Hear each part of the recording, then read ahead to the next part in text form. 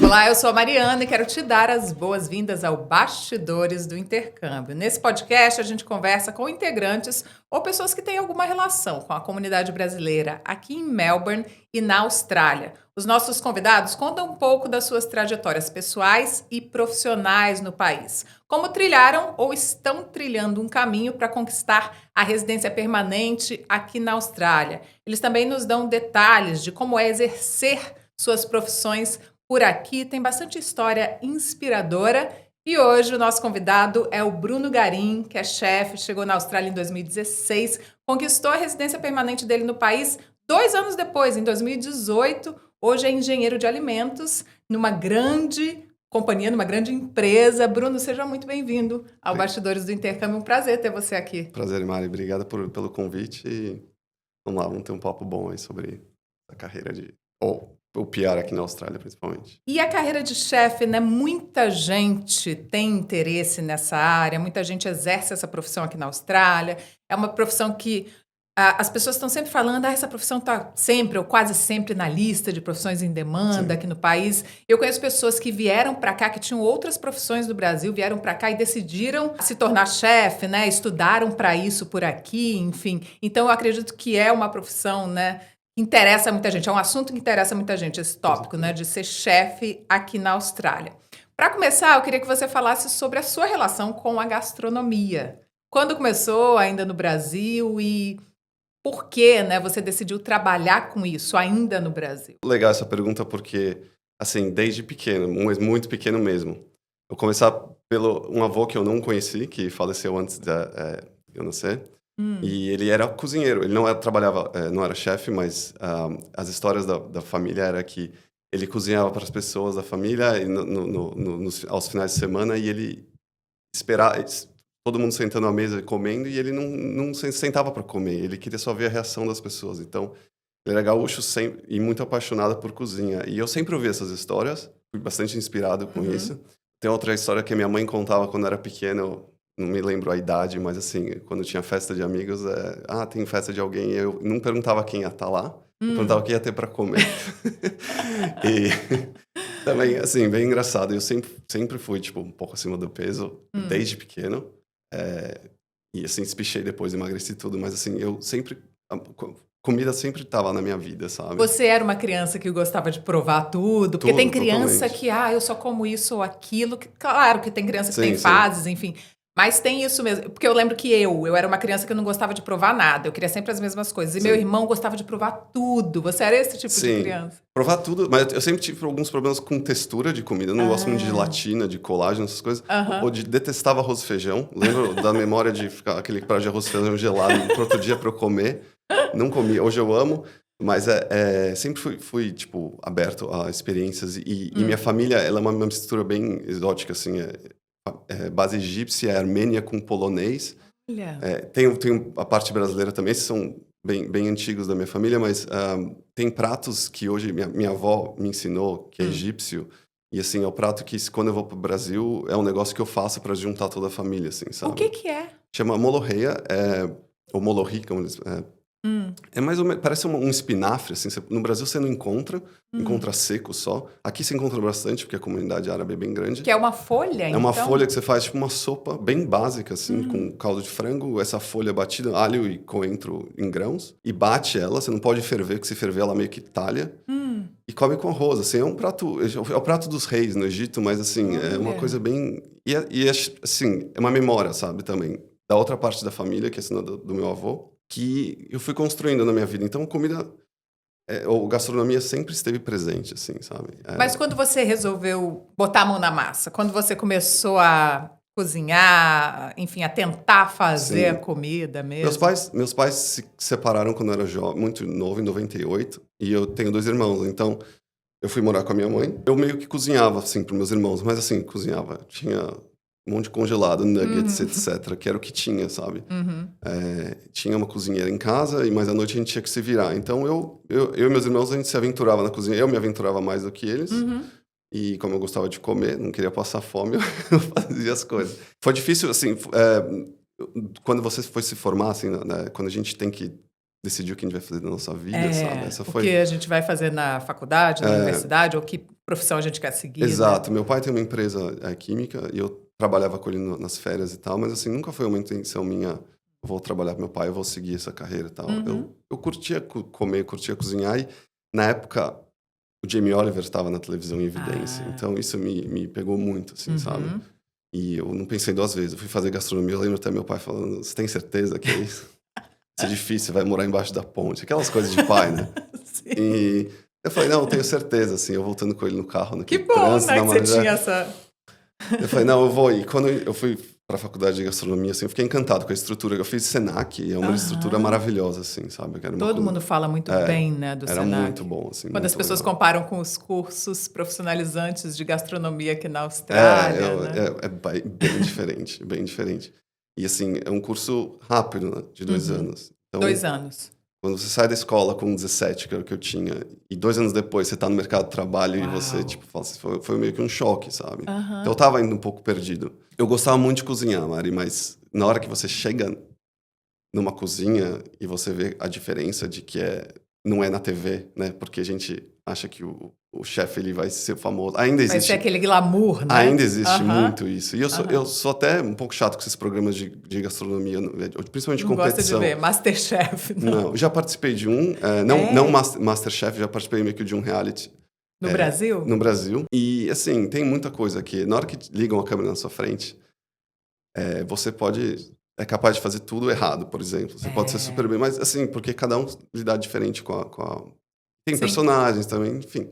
Sim. E aí você viu que a cozinha comercial não era bem aquilo não era. que você pensava. Exato.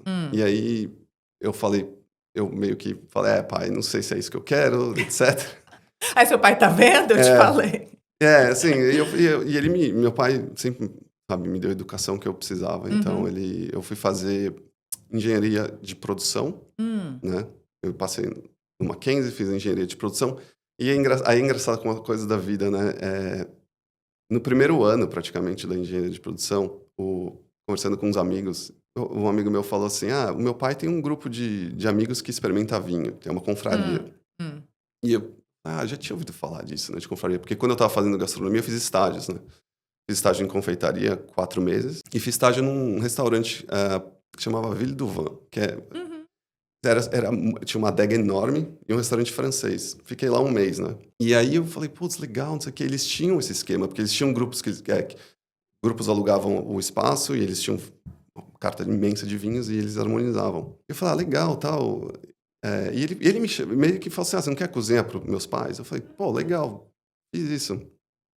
Ele falou, vou marcar, vou passar meu telefone pro seu pai e tal.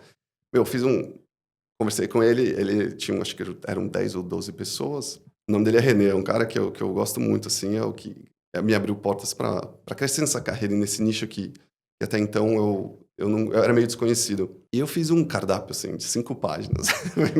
Porque eu queria, tipo, meio que impressionar, né? Eu não sabia o que eu estava fazendo, obviamente. E peguei na referência de revista francesa e italiana. Eu comprava revista em italiano, olhava as fotos, meio que adivinhava na época.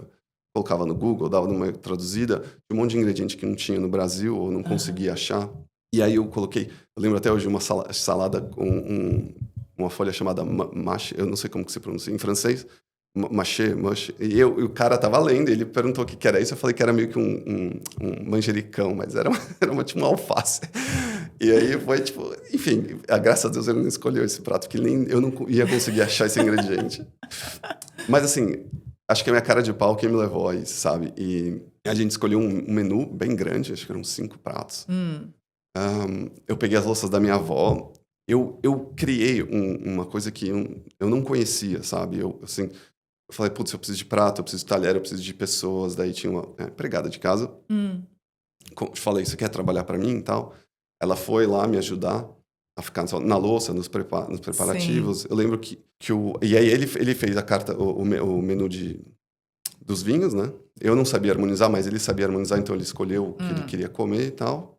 Eu não lembro exatamente do menu, mas eu lembro que o último prato para ele foi marcante, porque foi 1000 folhas de damasco com mascarpone. E eu experimentei um vinho que era um vinho alemão e tal, não sei o que. E ele sempre falou disso, que harmonizou perfeitamente e tal. Conheci o pessoal, tirei foto com eles, já tenho até a foto guardada até hoje. E aí um desses do casal que tava lá me chamou para um outro. E aí ele foi chamando grupos diferentes. Ele tinha um grupo de médicos, E esse grupo de médicos também adora vinho, foi abrindo portas e assim, eu entrei no mercado na época que eu estava fazendo faculdade, começou a me abrir portas enormes, assim, sabe? De fazer private chef ou personal chef, que no Brasil a gente chama de personal chef, aqui é private chef. Que é isso, você ir até a casa da pessoa, até onde a pessoa está promovendo o evento, o encontro, enfim, Exato. e cozinhar para as pessoas ali. É. E aí você combina um cardápio antes. Correto, é. E esse tipo de serviço. Eu fui aprendendo sozinho, assim, no conversa, sabe? A pessoa me falava, eu quero fazer uma festa assim, e aí eu trazia as ideias, eu quero fazer menu degustação, eu quero Sim. comer numa cumbuquinha com um talher, minha festa, casamento, e vários tipos. Eu fiz pedido de casamento, fiz chá de bebê, fiz assim, cozinhei pra Hebe Camargo, pro Sério? Gustavo Que Borges, legal. pra, tipo, artista Uau. político, assim, com esse... Viajei com eles. Tem uma história legal também. Vou esticar um pouco a conversa aqui, mas tem uma história muito legal, porque a minha mãe é arquiteta, né? Decoradora, desculpa. E ela fez a Casa Cor, que é uma... Um evento muito grande, onde eles pegam uma casa. Então, eles tinham uma casa... Eu lembro, eles tinham uma casa em Taubaté, eu morava em Barueri. Minha mãe ia todo dia, ia fazer a parte de decoração e a parceira dela, arquiteta, de um gazebo na piscina. Eu não sabia o que era um gazebo. Parece uma área de descanso ali perto da piscina, onde tem um sofá e tal. Você acredita que eu voltei, não sei quantos anos, 20 anos depois, a minha cliente me chamou para fazer um evento em Taubaté. Na hora que eu cheguei de carro no lugar, eu falei, meu Deus, onde eu, tipo, conheço esse lugar? Chegando assim, parei, fui tomar um café com eles, assim, não no gazebo, mas numa parte externa. Daí eu falei... na hora, assim, eu já sabia que eu estava num lugar que eu conhecia. Eu fui perguntar de curiosidade se isso aqui já tinha sido a Casa Cor aqui. Nossa casa, há sei lá quantos anos atrás. Eu falei, tá vendo aquilo lá? Foi minha mãe que fez parte de decoração. Que legal. Eles falaram a verdade. Eu falei, acho que sim, né? Eles trouxeram uma revista, tava minha mãe lá. Olha, que interessante, que coincidência. Total, né? assim. Uma casa em Brasil, gigantesco, sabe? E, assim, uma das experiências mais incríveis que eu tive também, porque eles, depois da Casa Cor, tal, onde eles eram apaixonados por vinho, o cara ele tinha uma área de um deck, uma adega subterrânea, assim, que era tipo medieval, assim, com tijolo, parecia um castelo, assim, com armadura, sabe? Assim, as coisas mais legais. Então, ser personal chef foi incrível, sabe? E isso... Aí você estava no meio da faculdade de engenharia... isso que eu ia te perguntar. Você estava fazendo engenharia de produção e nesse período, então, enquanto você estava na faculdade, Sim. você ficou exercendo essa profissão de chefe, de private chef, personal chef, exato. Né? E aí eu falei, cara, é isso que eu quero fazer. Tipo, desencana engenharia, não sei como... Mas você concluiu o curso? Lógico, concluí. Tá. Não peguei uma ADP, foi assim, tipo assim, eu sempre fui focado em estudo, sabe? Sim. E eu falei, cara, meu pai tá pagando isso. O mínimo que eu tenho que fazer é me graduar. E se não der certo na cozinha, cara, engenharia de produção é um curso incrível, sabe? Tipo, muito bom, assim. E tem hoje pessoas que fizeram engenharia comigo, não trabalham com engenharia, trabalham com coisas completamente diferentes, sabe? Sim. E aí você seguiu como exercendo isso de ser um personal chef durante o período todo que você estava no Brasil antes de vir para a Austrália? Exato. Me formei em 2014, eu precisava fazer um estágio, né, como engenheiro. Meu pai tinha empresa, eu falei, pai, assina o papel aí pra mim, porque não vou fazer isso, sabe? Eu tava trabalhando bastante, assim, no final do ano. Não ia dar tempo, eu fazia né? muitas coisas. Sim. Deu 2014, peguei o diploma, continuei como private chef, né? Aí 14, 15, 16, e aí um dia eu decidi ir pra Austrália. Eu tava muito bem na minha carreira, mas ao mesmo tempo eu tava um pouco frustrado, porque eu queria uma experiência... Eu trabalhei com alguns clientes que falavam inglês. Meu inglês era inglês de escola, inglês de videogame e de música. Mas pra mim eu falava inglês fluente. Sabe aqueles memes que você vê na realidade e o que você acha que você tá entregando, né? Sim. O currículo fluente, vai chegar lá. E aí foi por isso que você resolveu fazer o intercâmbio, então? Exato. Algumas coisas me trouxeram pra Austrália, assim. Em 2014 também eu sofri um sequestro relâmpago que me deu um trauma bem grande, assim. E eu fazia eventos, voltava de madrugada, assim, não parava mais em semáforo. Falei, cara, o Brasil... Eu amo o Brasil, mas assim, se não é teu dia de sorte, sabe? Que foi o que aconteceu comigo, o cara pode tirar a vida por nada. Então, eu peguei um trauma bizarro, sabe? Não se sentiu seguro Nenhum, mesmo. zero, assim, zero. E é uma das coisas que me faz ficar aqui, sabe? Eu tava super bem no trabalho, mas eu tinha essa frustração de, putz, eu quero uma experiência lá fora e eu queria aprender inglês. Eu tinha um dos melhores amigos, morava aqui. Aliás, mora aqui. Em Continua Melbourne. meu melhor amigo. É lá. Ah, que legal. Ele mora aqui. Meu vizinho, praticamente. Que ótimo. Então, eu falei assim, cara, eu conheci a Austrália porque eu já tinha vindo 2 anos, em 2006, de férias, assim. Então, eu já tinha vindo para Gold Coast, Brisbane. Eu já sabia onde eu estava pisando. Meu pai já veio de férias, minha família já veio. Ótimo. Fez intercâmbio e tal. Então, eu já sabia onde eu estava vindo, sabe? Mas, assim, ficar seria um bônus, tá? Mas, assim, eu falei, quero ter experiência lá fora, quero conhecer o mundo, enfim. E acabei vindo. Mas aí sua ideia inicial era vir para ficar um tempo, ver o que você achava, estudar inglês e talvez voltar? Ou você já veio pensando, talvez eu queira ficar lá? Eu acho que eu tinha o que quero ficar lá, por causa dessa frustração e por causa da segurança. Mas, assim, eu não tinha muita informação. Eu saí do Brasil com um curso de inglês fechado, assim, vou fazer um curso de inglês e só. De quanto tempo na época? 6 meses. 6 meses. Mais um de férias, 7 meses total, geralmente. Eu falei, vou fazer um curso de inglês. E no meu conhecimento era apenas sponsor, né? Brasileiro não tem muito tipo de visto, né, pra ficar aqui. Quando chega, na verdade, que nem o europeu tem que... sim, Até tem, né? Abriu há alguns anos o Working Holiday Visa, que é o visto de... trabalho e lazer, digamos assim, né, que os brasileiros podem ter, mas é um número bem limitado por ano. Sim. Então é bem concorrido. E aí tem a idade limite, né? Tem várias condições para conseguir um visto desse, que é o visto que você pode trabalhar aqui e viajar pelo país sem ter que estudar, sem ter que pagar por um curso. Tá. Mas é um visto realmente um pouco mais limitado com relação ao número de vistos. E aí tem uma idade máxima, enfim. Então... O caminho mais fácil, digamos assim, que não é fácil porque é caro, né? E você tem que investir dinheiro, tempo, planejamento, é o visto de estudante, né? Que é o que muita gente opta. Na minha opção só tinha estudante. E eu sabia do sponsor, de chefe. Eu falei, eu sou chefe, então tranquilo. Então ficar seria um bônus, mas assim, vamos lá, vamos tentar ficar. Mas o mínimo que eu vou conseguir é estudar, entendeu? E que é o que eu queria. Sim. E aí, bom, você chega aqui, eu fechei um homestay por um mês, né? Eu tinha uma host mother que, por sorte, era um lugar em Armadale, era ótimo, sabe? Eu dei muita sorte, porque tinha pessoas da mesma escola que eu que pegaram e que fizeram a mesma agência que eu, que ficaram nos lugares, assim, péssimos. A homestay é cada vez menos popular, eu acho, porque é ficar na casa de uma família, né? Que mas pode ser australiano ou não, porque a Austrália é um país muito multicultural, então às vezes são imigrantes que já estão aqui, né, há muitos anos, enfim. E tem muito isso de sorte, porque realmente tem várias histórias, já ouvi muita gente falando. Eu fiquei em homestay quando cheguei também, foi uma opção minha, porque eu queria já chegar e de cara ter que me comunicar em inglês, por isso que eu escolhi a homestay. Mas depende muito de quem está te recebendo mesmo, da família que está te recebendo, né? Porque tem gente que não interage tanto, aí você fica frustrado, ou a casa não é muito legal, ou é muito longe da escola, né? Tem tudo isso. Então você teve Não, eu fiquei, assim... uma experiência boa. Eu dei muita sorte. Assim, eu cheguei lá, meu quarto era na garagem, né?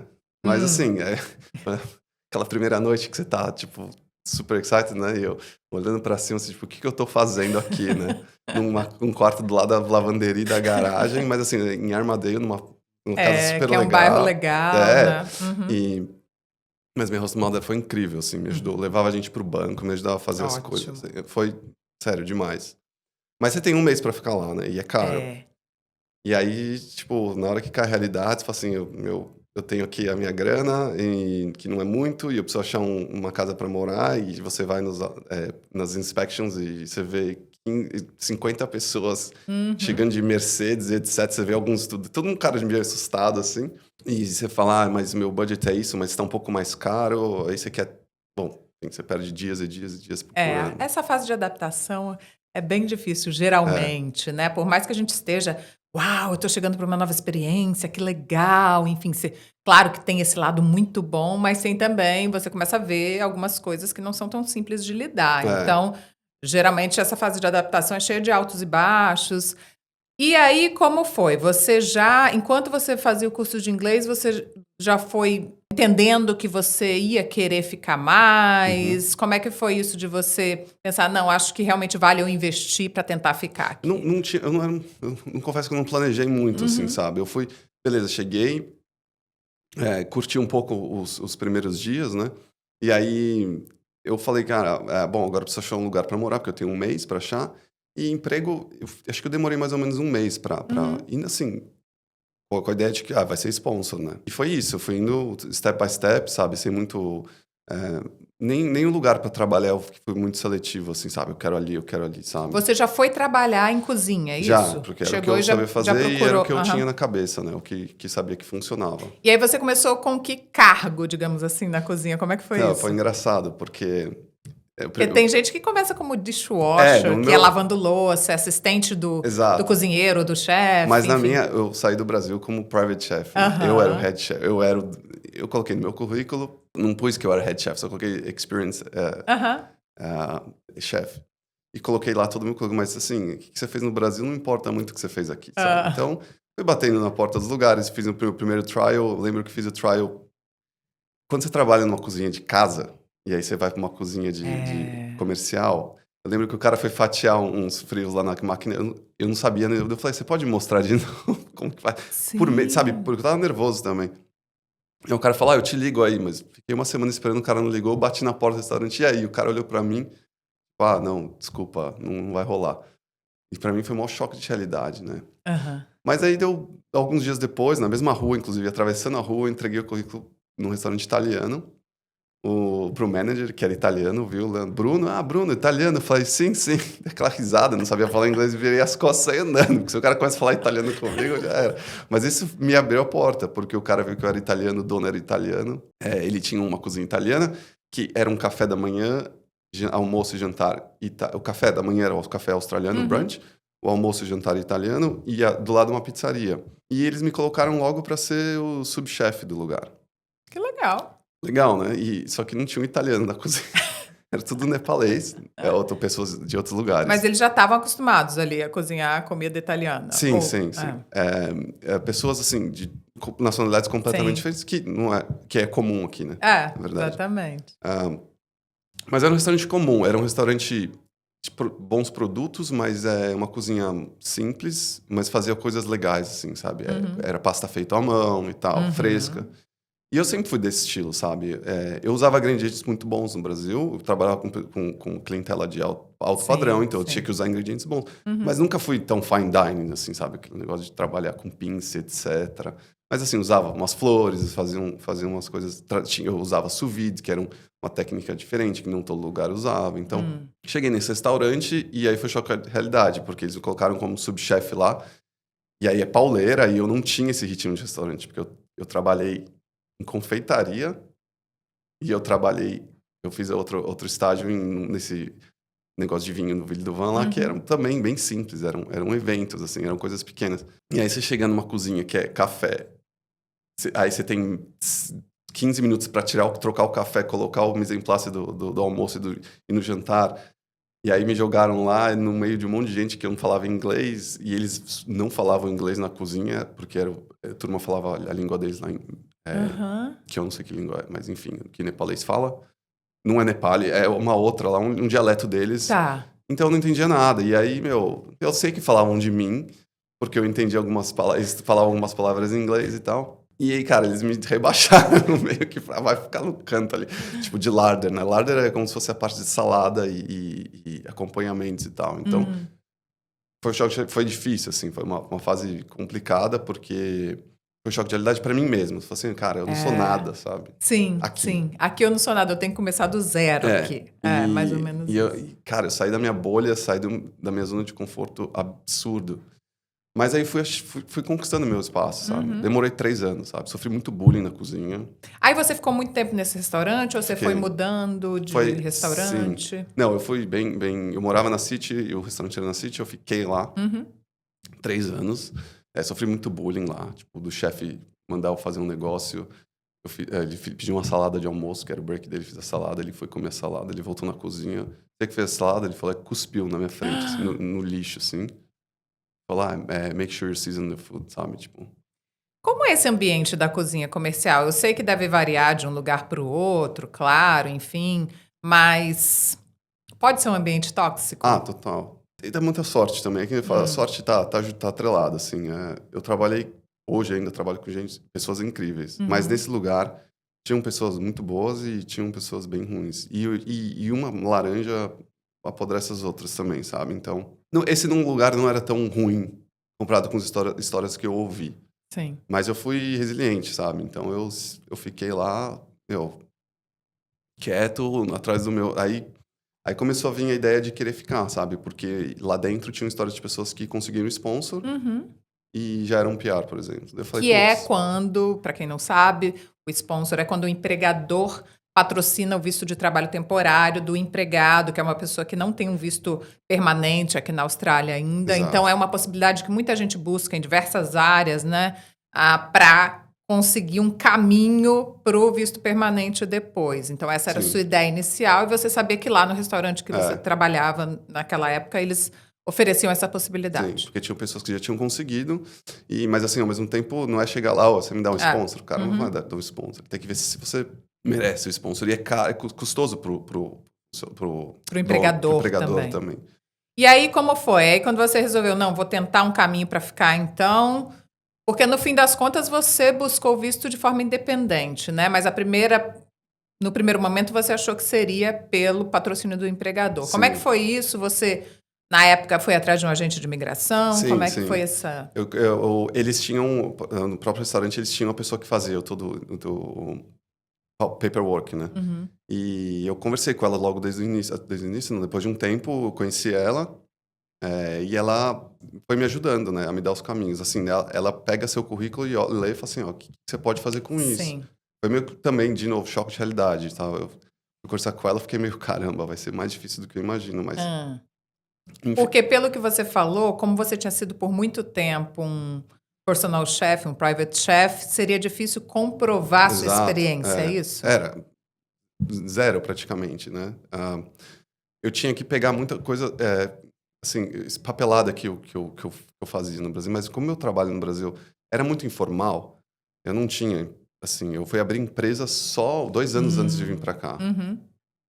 Então, essa foi a parte difícil, mas eu fui descobrir depois, sabe? Porque quando eu fui conversar com ela, ela falou, não, você precisa de, sponsors. Então, na minha cabeça era sponsor. Depois de algum tempo, lá no restaurante, eles me ofereceram sponsor. E eu falei, pô, vamos, ótimo, sabe? Era o que eu queria. Teve altos e baixos, pensei em sair várias vezes. Fiz entrevista enquanto eu tava lá em outros lugares e tal. E aí eles me ofereceram sponsor. Eu lembro que no mesmo dia que eles me ofereceram sponsor, que era de 1 ano, né? O processo de ficar lá e receber e aplicar pro PR depois de 1 ano, o primeiro-ministro australiano mudou as regras. Não existia mais 1 ano, virou 4 anos. Caramba! Daí eu, tipo, no mesmo dia que eu tava super excited, assim, super feliz, eu fiquei, cara, 4 anos aqui, vai ser foda. E não tinha aquela possibilidade de, depois de 2 anos, você solicitar o visto permanente, não? Não tinha. O que eu me lembro, não. O que eu me lembro eram 4 anos, ou você podia, depois de 4 anos, estender alguma coisa assim. Entendi, Porque assim, gente, tem vários tipos de vistos, mesmo os vistos de trabalho, esses temporários, que depois te possibilitam da entrada, solicitar um visto permanente, depende muito da profissão, né, em que lista aquela profissão tá, enfim, as regras também da imigração australiana podem mudar a qualquer momento e mudam, todo ano muda alguma coisinha, pelo menos. Sim. Então, é isso, né? Cada caso é um caso e aí entra até, a gente sempre bate nessa tecla, mas eu acho que é importante reforçar a importância de conversar com um profissional que pode te orientar da melhor forma para saber do seu histórico profissional, né, pessoal também, porque às vezes idade conta, experiência conta, para esse profissional te orientar da melhor forma, qual o melhor caminho para você, né? Porque é isso, varia muito. Sim, e como eu tinha feito curso de gastronomia já, essa pessoa, o que você precisa? Eu precisava de tempo, né? Eu queria ficar aqui, então eu não vou fazer um curso de cookery. Eu fiz na melhor faculdade do Brasil e eu falei, não vou fazer um curso do meia boca aqui. Sim. Então eu fui fazer o quê? Ela falou, faça alguma coisa diferente, faça bakery, porque tinha opções de fazer. E aí eu escolhi pastry, que daria mais um tempo para eu... Eu fiz o curso mais básico de pastry, assim, não fiz advanced, nada. Fiz o certificado 3 e 4, que é o... Tá, que é um curso profissionalizante. Mas me dava 1 ano, se eu não me engano. Porque aí você viu que pelo empregador você teria que ficar 4 anos atrelado ao empregador, e aí Sim. você foi buscar a opção de tentar solicitar o visto de forma independente, é isso? Isso, não. E aí ela te orientou. Porque quando eu recebi a notícia de que era 4 anos, eu voltei pra ela e falei assim, ó, 4 anos, eu falei, beleza, era o que eu posso fazer, né? Mas aí, quando eu fui conversar com ela, ela falou assim, ó, você consegue, pelo teu currículo aqui, dá pra você conseguir pelo Victoria Sponsorship. Ela me deu essa opção. Entendeu? Entendi. Então, ela trabalhou, só que você vai precisar disso, disso, daquilo. E aí veio um processo longo de papelada que eu tive que dar um jeito para conseguir cumprir todos os espaços lá, todos os requisitos, né, para aplicar para o... Mas aí o curso de pastry foi parte desse plano, é isso? Não lembro muito bem o que o curso de pastry, como ele complementou isso, tá? Mas eu lembro que era mais para eu ganhar tempo. Para você estender o visto de estudante, para ficar aqui, né? Porque com 6 meses... E para fazer sentido, porque é o que você falou, você já tinha um curso muito bom no Brasil, né, de gastronomia. Sim. Se você fizesse um curso de commercial cookery aqui, seria mais do mesmo e até... Eu acho que eu podia ter até o visto rejeitado pelo governo australiano. Assim, se você quer estar fazendo curso, você não pode ficar fazendo o curso o mesmo do mesmo, Sim. sabe? E o pastry, ele é mais voltado para... Confeitaria, né? E eu já tinha feito confeitaria, então eu estava confortável, assim. Era barato, eu conseguia me virar aqui, entendeu? Não lembro muito bem se ele complementou na minha aplicação. O que a minha advogada, que mais dá ponto, na verdade, era o meu bacharelado, minha idade, o inglês também. Sim. E aí o meu diploma, né, do Brasil, que eu tinha que fazer toda a parte de, tipo assim, Tá, você fez fiz gastronomia no Brasil, mas chegava aqui e não é o mesmo peso da gastronomia aqui, sabe? Né? Aí você teve que validar o seu diploma aqui. O Skills Assessment. Eu tive que fazer o Skills Assessment, eu lembro que era um monte de papel e eu tinha que fazer, tirar foto no trabalho que eu estava fazendo, fazer assessment, entendeu? Provas. E aí eu tive a prova, uma entrevista que era meio que uma prova. Tinha uma conversa que eu estava tendo com você, só que era uma prova, né? Então o cara perguntava quais são os molhos mães e tal, etc. Super básico. Fácil, tá. Fácil, né? Mas assim, eu fiz um curso que seria um Advanced Diploma aqui e eu recebi o certificado 3 de Cookery, que é o mais básico da Austrália, sabe? Entendi. Então, pela validação do diploma, é isso? Nível que eles reconheceram foi esse? Que foi bem frustrante, que eu falei, pô, eu fiz... Sabe? Entendi. Mas parece que é de propósito, né? Assim, você quer ganhar um diploma melhor? Paga mais, assim, então... E o processo, então, foi esse, do Skills Assessment? Sim. Que é isso de reconhecer, de validar o diploma. Você fez prova, você fez entrevista, sim, e aí você passou. Exato, correto. Fiz um monte de... Enfim, muito papel, E muita documentação, né? Traduzir muita coisa. Tudo tem que traduzir. Essa foi a parte complicada. E aí, com isso, você também precisava da pontuação num teste oficial de inglês, né? No meu caso, não, porque eu já tinha ponto suficiente. Então, eram 65 pontos. Não me engano, 35 era só da idade. Tá. 25 do bacharelado. Então, eu só precisava tirar o básico, assim. Tá, então você não teve aquela preocupação que muita gente tem. Meu Deus, eu preciso alcançar tal nota. Não. Mas eu ainda mesmo assim consegui, acho que 5 pontos no inglês, se eu não me engano. Consegui, atingir ali. Não me esforcei muito fiz a prova uma vez. E já conseguiu a pontuação. Era, lógico, é uma tensão porque você... Fiz o PT, né? Que é aquela prova no computador. E aí era meio... Não que era o começo do PT, mas era... Você faz na sala com um monte de gente. Você fez em que ano? 2018. O PT. Acho que o PT ainda estava engatinhando um pouco. O IELTS era ainda mais popular, né? E aí o PT surgiu como alternativa tecnológica, digamos assim, dos cursos, dos testes de inglês, né? E tinha muito jeito de fazer a prova, tinha vários esquemas, assim. Mas assim, eu estudei por conta própria, peguei vários vídeos no YouTube, tinham cursos grátis ali, que eram bem superficiais, mas assim, fui fazer a prova... fiz, sabe, passei, consegui 5 pontos e apliquei pro visto. Aí com a pontuação então, você já solicitou o visto permanente direto, é isso? Sim. Que foi o 190. 190, o Victoria Sponsorship. Que tinha relação com o estado de Vitória, você tinha que ficar morando acho que aqui, 2 anos, isso, né? E não era um problema, né, que eu já nunca pensei em morar em outro estado, então pra mim, tranquilo. E assim, a advogada que trabalhava com o restaurante falou assim, você quer sponsor ou você quer o Victoria Sponsorship, né? Você quer ficar no restaurante... Eu falei, não, eu quero o Victoria Sponsorship, né? Mas, lógico, não falando pra ela que eu queria sair do restaurante, mas acho que ela sim. também entendia o lado, sabe? Sim, claro. Mas assim, mostrar que eu tô... Não, eu quero ficar aqui no restaurante, mas elas têm certeza? E você continuou um tempo lá ainda, depois que saiu a sua residência permanente? Bem pouco. Pouco, né? Porque o interessante desses vistos, quando você tem a possibilidade, é que você não fica atrelado a um único Sim. empregador, você tem mais liberdade, Exato. né? Pra, se quiser, procurar um outro empregador, enfim. E acho que assim, eu curti o tempo que eu tava lá, eu peguei a experiência que eu queria novos ares. Sim. Assim. E aí, o seu visto saiu muito rápido, né? Pelo que você falou. Como é que foi? O tempo de espera era longo, médio-longo, acho que 6 a 12 meses, mais ou menos, e foi muito rápido. Foi tipo, abril, apliquei em abril. De 2018. 2018, em agosto eu recebia 4 meses, assim. Como foi? Como você recebeu a notícia? Porque é uma notícia surpresa. muito boa, né? Lógico, totalmente surpresa. E essa sensação de quando você tá aqui no começo, de que cada conquista é muito legal, sabe?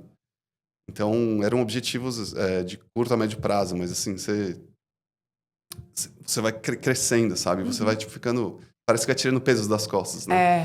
Exatamente. E lembro que eu já estava nesse processo já tinha aplicado para o PR e eu já estava meio que querendo sair do restaurante. Eu lembro que eu fiz uma entrevista num restaurante no rooftop ali de um prédio, chamava Le Vue du Monde, que é um dos top 5 restaurantes de Melbourne. Puta pressão, fui lá, cheguei em casa, tipo, exausto, tava tirando um cochilo à tarde, recebi a ligação da minha advogada, falei, parabéns, você conseguiu. Meio que não tinha caído a ficha, que eu tava literalmente dormindo, tipo, descansando, sabe? E aí, pô, foi incrível, sabe? Isso é muito interessante, porque muita gente fica mais de um ano esperando a resposta quando solicita um visto permanente. Tem gente que passa anos, né, até conquistar um visto permanente. Aqui você passou 2 anos, é um tempo relativamente curto se a gente compara com as histórias de outras pessoas que passaram, né, por várias fases diferentes até conseguir conquistar o tão sonhado visto permanente na Austrália. Mas não significa que por ter sido rápido foi fácil, né, Bruno? Não. Acho que não foi nem um pouco fácil. Foi bem difícil. Inclusive, enquanto eu trabalhava naquele restaurante, eu também fazia private chef aqui. Não era, obviamente, igual ao do Brasil, mas eu fazia eventos. Eu lembro que a minha advogada meio que falou assim, você tem até tal dia para entregar os documentos. Eu tinha um evento no mesmo dia, com uma grega super... E eu cancelei. E foi uma das piores dias da minha vida, porque, assim, era pegar ou largar, sabe? Ou eu atingia aquele... entregava os papelada até aquele dia, e é um dia definir minha vida, e eu perdi... Essa cliente nunca mais me ligou, obviamente. Sim. Tentei de todo jeito achar pessoas para substituir. Até achei gente, mas de última hora os caras deram para trás. Nossa. Mas foi, tipo... Foi difícil, assim, sabe? Ainda mais para eu... Que era uma coisa que eu amava fazer e deixar um cliente na mão, assim. Foi a primeira vez que aconteceu isso comigo. E a única de cancelar um evento, sabe? Então, a não ser que, assim, eles já cancelaram, mas pela parte deles, mais pela minha. E como foi para você isso também de ter que recomeçar aqui? É o que você falou, você era, né, um personal chef no Brasil, você já tinha ali, né, um conforto, né? Você já tinha ali a sua forma de trabalhar, você já tinha a sua clientela, você tinha uma estabilidade. E chegar aqui e ter que começar meio que do zero, né? Sem credibilidade nenhuma, enfim. Como é que foi lidar com isso para você nesse período que você... Foi difícil, Mari, foi bem difícil. Muita barreira. Sair da zona de conforto. Eu tive muito conforto na vida, assim, em todos os aspectos. Mas aí eu tava por conta própria, agora é só você, sabe? Então, eu sofri, era muita coisa que eu nunca tinha vivido, sabe? Eu trabalhava com clientes muito bons, com pessoas muito boas, inteligentes, falava a mesma língua. É muito... Facilita a vida, né? Aí você chega num estágio onde te colocam no lugar, te rebaixam, tem bullying, ninguém fala inglês na cozinha. Cara, tudo diferente, sabe? É grana curta. Exatamente. Entendeu? Não tem mais amigos, não estão por perto, família não tá por perto, você não joga mais bola todo dia, onde você, sabe? Tipo, foi difícil, sabe? Você pensou em desistir?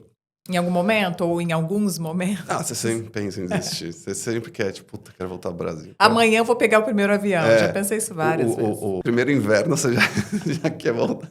Mas você disse que não troca Melbourne. Não, hoje não. Hoje não. Mas no primeiro inverno foi chocante. Eu lembro, eu morava na City, eu tinha vista da City. Era cinza e chovia o dia inteiro. Mas na época você meio que não... Cara, Eu cheguei em abril de 2015 e eu fiquei me impactou tanto o inverno aqui. E olha que eu morei 10 anos em Curitiba, no Brasil. Frio também. Mas eu fiquei tão... Porque você já chega meio vulnerável, né? E aí você tem que lidar com, por exemplo, o clima que você não está acostumado, enfim, o que você não gosta muito. Tudo conta, né? Todo detalhezinho conta. Eu cheguei em final de fevereiro e estava quente ainda. E minha primeira semana teve a Fórmula 1. Primeira semana, não teve Fórmula 1. Tava quente. Pô, era climão de festa, né? Tipo, férias. Aí depois vem o inverno. E aí vem o primeiro trabalho e tal. E o inverno, a rotina, os estudos foi foda, sabe? Mas é aquela vontade de largar tudo quando você tem um dia ruim, mas você acorda no outro dia Sim, e segue. sabe? E eu acho que... E vai aprendendo tanto, né, Bruno? Sim. Acho que a gente descobre tanto da gente mesmo quando a gente passa por essas situações. Quanto e a gente não tem a família do nosso lado, por exemplo, não tem aquela rede de apoio. A gente olha muito mais para dentro e a gente vai entendendo, né, mais sobre a gente. Pelo menos me parece. E eu acho que eu sou uma pessoa que... A minha frustração seria pior do que a minha tentativa, sabe? Então eu tentei e eu nunca desisti, sabe? Em tudo. Nos estudos, em tudo, assim. Eu nunca desisti. Eu falei assim, cara, eu vou até o final, sabe? E eu, sim, segui meu caminho, segui forte. Dei sorte muitas vezes pela minha paciência, porque eu nunca quis brigar, nunca quis bater de frente com ninguém. E ser uma pessoa sincera, querer o bem dos outros, então... Eu fui trazendo essa sorte pra mim, sabe? Então, eu fui jogando pro universo, o universo foi jogando de volta pra mim. E, sim, 2 anos foi bem rápido, sabe? 2 anos é um período rápido. Comparando com outras pessoas, exatamente. Eu acho que eu fui bem... Eu tive bastante sorte, sabe? Foi uma conquista muito boa. Que bom, rápido, né? A partir daí, então, né, pra gente falar aqui um pouco da sua evolução profissional aqui em Melbourne, na Austrália... hoje você é um engenheiro, uma espécie de engenheiro de alimentos, isso? No Brasil seria engenheiro de alimentos, né? Aqui eles chamam de Product Technologist. Mas você trilhou um caminho para chegar até onde você está hoje. Você ainda passou por outros restaurantes? Eu passei depois do italiano que eu consegui espiar, desculpa. Eu fui para um hotel, fui para o Pullman, fiquei 1 ano lá. Porque eu queria sair, na verdade, foi o primeiro emprego que eu peguei, foi para um hotel e foi legal, ficou 1 ano, mas assim, trabalho em hotel, a remuneração é muito baixa. As pessoas acham que, pelo menos aqui, é um dos piores lugares. Tá. E eu fazia eu vendia algumas coisas, algumas comidas e tal, pão de queijo, eu acho que eu já comprei pão de queijo de você lá atrás, em 2016. Eu vendia na mesma época que apareceu aquele no supermercado, que não me quebrou, mas eu meio que parei, eu falei...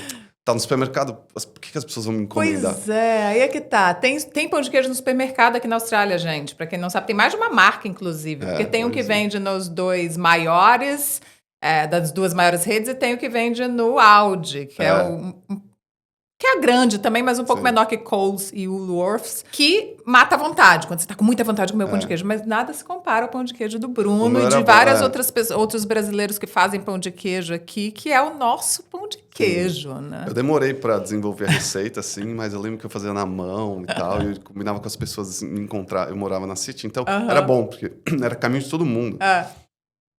E eu colocava no saquinho o nome da pessoa e tal, E, era uma logística, era complicado, porque eu ia pra escola, ia pro trabalho, chegava em casa, ficava mexendo pão de queijo. Você praticamente não dormia. Fazia bolinha por bolinha, pesava. Que não tem, você ganha no início, né? Você tem que ter. Mas eu sempre curti essa parte de cozinha, de indústria, de larga escala. E foi assim que foi indo a minha carreira, sabe? Eu fui pro hotel, e do hotel, bom, tive minha filha, e eu morava um pouco... Aí eu mudei... um pouco mais afastado, eu chegava em casa tarde, eu falei, eu preciso estar perto de casa, eu quero estar perto de casa, não quero chegar 11, meia-noite, 1 hora da manhã. Não curtir com a sua família, dependendo né? de transporte público, que aqui não é tão ruim igual em alguns lugares, mas também não é tão eficiente. Não é eficiente, mas assim, tem uns horários muito, sabe? Melbourne ainda é considerada uma cidade que tem um dos melhores redes de transporte público da Austrália. Sim. E eu já viajei pela Austrália e eu acho que realmente a gente está bem servido em Melbourne. Tá bem. Mas se a gente, por exemplo, compara o trem de Melbourne com o metrô de São Paulo, deixa muito a Não, desejar. E para toda hora. Toda hora tem bus E aí tem bus replacement. Às vezes fala, o trem pô, não está funcionando, tem que pegar o ônibus, enfim. E daí eu, enfim, eu tava morando em Hampton e eu fui num lugar chamado Oasis, que era... Em São Paulo tem o Italy, né? Ou tinha, enfim. O Italy é o que é? Um supermercado de alto padrão com um tema italiano. E o Oasis era um mercado de alto padrão, diferente de Woolworths, Coles, só que com tema árabe, né? E é bem legal, porque tem um restaurante, tem um monte de produto árabe, tem um monte de especiaria. Eu falei, putz, isso aqui é diferente, sabe? Isso aqui é legal. E eu descobri que eles tinham uma cozinha de produção lá.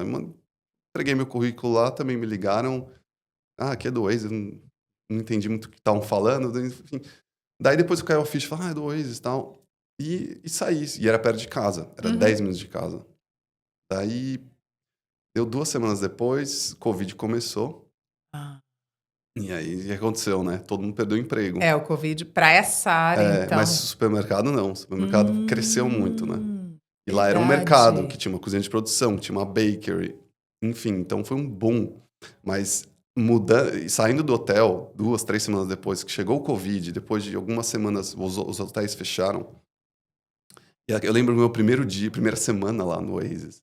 Tinha muito casuals, né, na cozinha. E eu entrei como... meio que eu não tinha muito cargo lá. Fica na cozinha aí.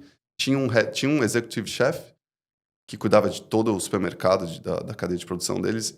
Tinha um head chef que cuidava do restaurante, do café e da cozinha de produção. E eu era meio que um supervisor, mas não tinha o cargo de supervisor, era um cozinheiro. E era muito artesanal. Tipo, uma senhorinha libanesa que fazia comida e um monte de casual lá, um monte de molequinho novo.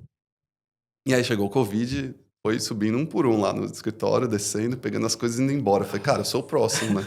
Eu só tava esperando me chamar. Você só tava ali. Só que eu não era casual, eu tava no full time, né? E, beleza, fiquei.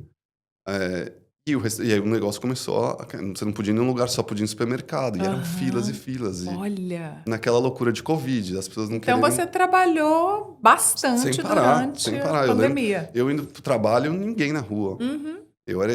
A gente era super essential worker, sabe? Sim, porque tinha isso, tinha que ter até permissão ali, né? Se você fosse passar das 9 da noite, porque teve até toque de recolher aqui em Melbourne.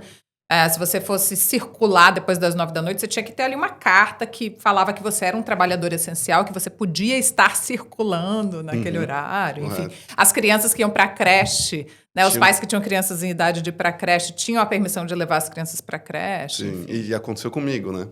Porque eu mudo em final de 2019 para o Oasis, né? 2020 começa o coisa. Depois, no final de 2020, a minha filha, com 11 meses, eu coloco ela num childcare do lado do Oasis e eu tinha que ter permissão e tal. Sim, exatamente. Eu que lembro era essential disso worker também. para eles aceitarem. E aí você ficou lá quanto tempo e depois você foi para onde? Eu fiquei 2 anos e o negócio deu um boom enorme. Eles começaram... Que era um complexo com vários warehouses. Eles começaram a comprar outras lá. E fizeram uma cozinha uma cozinha maior. Eu virei supervisor. Entrou mais gente também, porque estava todo mundo desempregado, de lugar crescendo, eles começaram a contratar outras pessoas, né? E pessoas com um currículo muito bom, inclusive. E hoje são donos de restaurantes e tal. E a gente montou um time muito bom, sabe? Porque eram bons profissionais que estavam lá, não eram só casuals mais. Apesar de que o lugar ainda contrata casual, porque que trabalha no front ali, a maioria das pessoas são jovens, né? Mas na cozinha tinha muita gente. Foi uma época interessante, porque eu queria pedir aumento, mas ao mesmo tempo, cara... Tem tanta gente desempregada que eu falei, cara, como que eu vou pedir aumento agora? O cara vai me mandar embora e pegar outro, obviamente. É complicado, né? A gente às vezes fica nesse dilema, será que eu peço aumento? Será que está no momento certo? Enfim. Mas assim, chegou uma hora que estabilizou. Eu já comecei a perder um pouco o encantamento. Eu trouxe muita novidade, assim, muita inovação lá. Uma linha de produtos, inclusive colocaram o meu nome no produto para vender na prateleira. E eu meio que tava cansado. Falei, eu tô cansado. Era empresa familiar. Achei que eu já tava bem... Já tinha feito o que eu podia lá. Começando a perder alguns membros do time.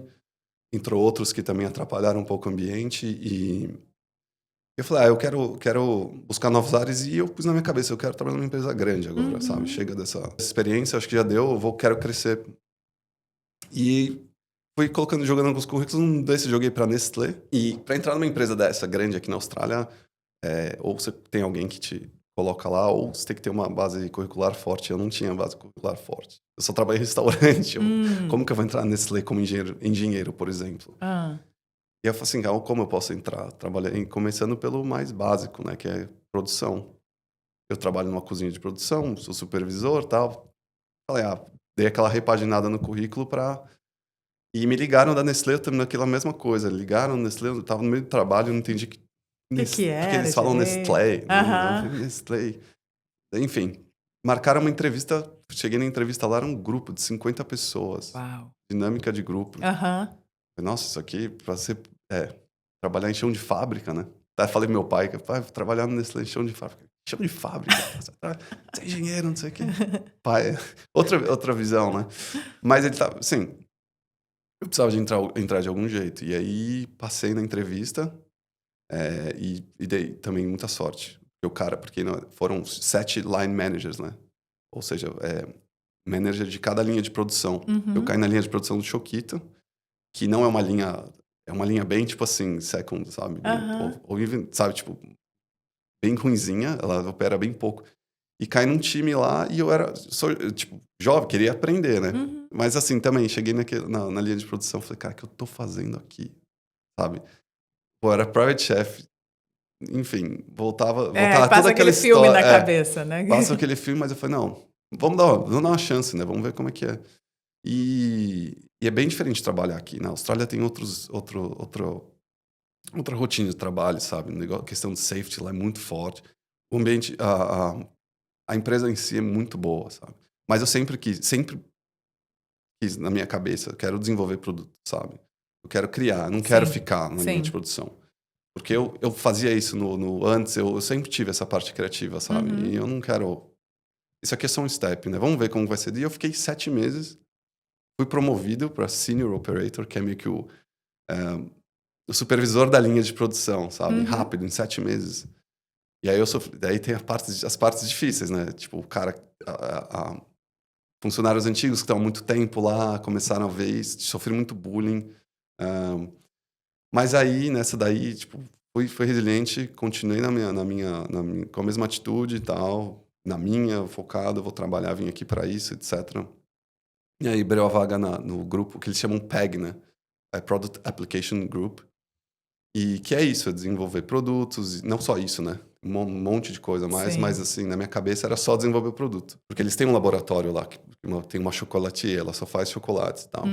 Ela faz os protótipos, vamos dizer assim. E eu achei que era para aquilo, mas enfim. Apliquei e, o que a empresa mais quer, sabe? Assim, ela quer pessoas de dentro que queiram crescer, que vão até conhecendo, né, os outros setores, que já conhecem os outros setores, sabem como funciona. E lá dentro tudo fica mais fácil, né? Eu poderia, da mesma área que eu estava como operário de chão de fábrica, eu podia tentar alguma coisa como maintenance fitter, ou até eletricista, sabe? Porque empresa... O interessante de trabalhar numa empresa grande é isso, né? Sim. Você tem ali vários caminhos, né, que você pode trilhar para ir subindo. Sim. E aí hoje, então, você cria. Você faz também o que você gosta de fazer nesse sentido criativo. Sim, também. O meu trabalho hoje não é só criar. A gente tem projeto de cortar custo, projeto de ingrediente que, esse ingrediente tá em falta, ou a gente precisa substituir isso por aquilo para ficar mais barato, né? Porque empresas grandes sempre querem manter o mesmo lucro ou mais. E eu acho alternativas de outros produtos. Então, tem muita coisa. 70% hoje no meu trabalho, até mais, é no computador. Não é com as mãos, assim. Né? Mas, cara, Nestlé, a gente nasce... Brasileiro que não conhece Nestlé, sabe? Tanto que o chocolate, mas o leite condensado é o ingrediente... É o primeiro ingrediente da confeitaria brasileira, né? É a medida universal de doces brasileiros, é uma lata de leite condensado. Então, sabe, eu estava muito familiarizado com o produto e onde eu estava, sabe? E ainda tinha sempre... comprei esse negócio na vida de eu quero trabalhar numa empresa grande, e eu sempre engenharia de produção e etc. Então tava tudo atrelado, sabe? Então foi muito fácil. Assim, fácil foi decidir, difícil foi começar a mudar de carreira, né? Sim. Da cozinha pra linha de produção, pra esse... Porque aí começa, tipo, trabalho no Excel, cara.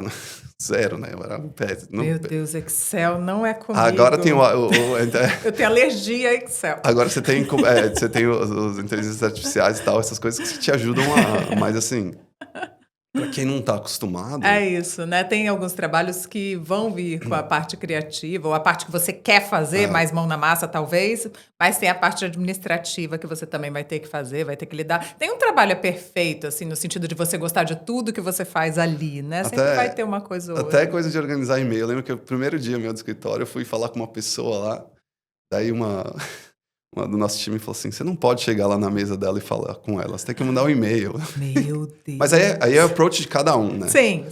Mas completamente, eu não sabia o que era um ambiente de escritório, a não ser na fábrica do meu pai. Ambiente corporativo, né? Corporativo É desse isso, jeito. Eu também não tenho tanta experiência com esse ambiente corporativo. Eu te confesso que eu não gosto tanto, prefiro ir lá fazer os chocolates que a gente faz hoje, né? Mas faz parte do trabalho e hoje eu tô mais adaptado. E eu fiquei uma semana com dor de cabeça, assim, só de ficar olhando pra tela, sabe?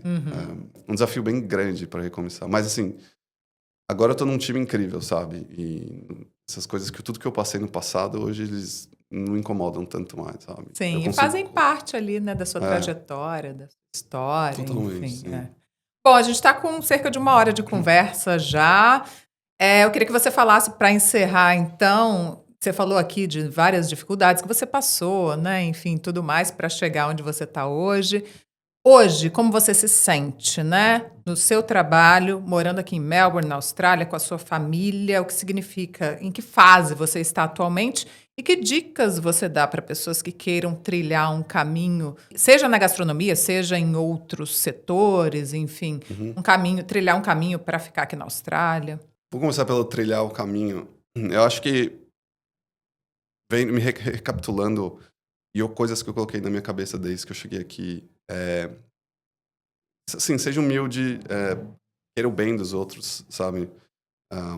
Faça o seu e esteja com pessoas profissionais, sabe? Sei de histórias, aconteceu, de assim, faz um curso disso, de business, faz um curso que não vai te abrir porta nenhuma. Então, pega alguém que tá no mercado, que tá vendo as mudanças, porque as mudanças acontecem todo ano, né? E às vezes você chega aqui no Brasil, você sai do Brasil encaixado eu sou arquiteto. Na Austrália tá precisando amanhã ele não tá precisando de arquiteto mais.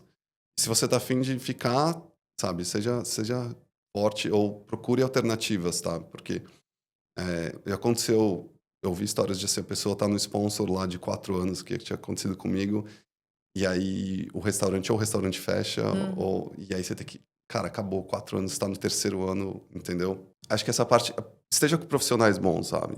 E planeje. Eu não planejei, mas hoje, sabe, assim, foi o que eu aprendi, então é isso que eu posso passar para as pessoas. Planejou de certa forma que você procurou ali o agente de imigração, sim, advogado de imigração. Mas quando eu saí do Brasil, eu não sabia, assim, estava muito superficial, para mim isso era o sponsor que tinha. Depois eu planejei, depois de o planejamento é muito importante. E seguir o caminho, assim, não stick to the plan, né? Fica no plano, sabe? Pode dar sorte, você pode dar a sorte de conseguir atingir esse objetivo, pode dar azar, e aí é complicado, porque cada um passa por uma situação. É difícil falar, porque no meu caso, mas assim, seja resiliente e forte, porque não é fácil, sabe? Por mais não ter a família do lado e os amigos que você confia, é mais difícil. E onde eu tô na minha carreira, assim, eu tô bem realizado, sabe? Porque eu cheguei onde eu queria estar e acho que tem bastante coisa ainda, eu tô muito no começo. Então, eu sou humilde o suficiente para falar assim, cara, tem muita coisa para aprender. Eu não sou nada, porque quando eu achava que eu era private chef, eu ainda tinha aquele... eu tava peito estufado, eu sei cozinhar, mas agora eu não sei. Então eu tô muito no começo, tô engatinhando, assim, completamente, sabe? Mas eu tô realizando um sonho, sabe? Que é onde eu queria estar. Eu ainda tenho um sonho, eu gostaria de ter uma empresa não tão grande quanto a Nestlé, mas... Porque a questão do artesanal, do produtos de qualidade, ainda tá no meu sangue, sabe? E um dia eu queria ter uma empresa de comida também, de uma indústria.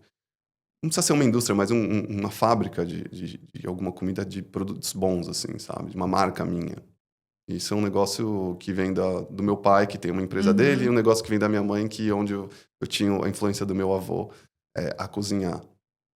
Então hoje eu tô super realizado, eu tô onde eu queria estar, mas eu entendo que eu tô engatinhando e que eu ainda preciso de experiência para chegar nos meus objetivos finais. E a Austrália, sabe, me abriu as portas, assim, acho que é um país incrível, sabe? Segurança, economia, assim, a gente tá num ótimo lugar, sabe? Estamos isolados, mas é um Bem lugar... isolados. Mas é um lugar que realmente parece que é diferente do... Mas eu acho que é esse isolamento que traz essa autenticidade, assim, né? Talvez. Ao mesmo tempo é isolado, mas é tão misturado, né? Porque você tem tanta... exatamente. É isolado, mas tem gente do mundo todo, enfim. Exato. Maravilha, Bruno. Muitíssimo obrigada. Parabéns por todo o caminho que você já trilhou e por tudo que vem pela frente. Muito interessante você falar isso, que tem muito ainda para aprender, porque eu acho que isso nos move, né? Sim. A gente saber que a gente ainda tem muito para aprender, que a gente ainda pode evoluir, né? Que bom que a gente pode seguir em frente aprendendo e evoluindo. Acho que é muito importante isso. E sucesso para você em tudo que você for fazer pela frente. Obrigado pela oportunidade de conversar, de compartilhar um pouco da minha história com vocês e boa sorte para os que vierem. Obrigada. Bom, com certeza muita gente inspirada com essa história do Bruno. Se você quer conhecer mais histórias inspiradoras, acompanha o Bastidores do Intercâmbio pelo YouTube ou pelo Spotify. Até a próxima. Tchau, tchau.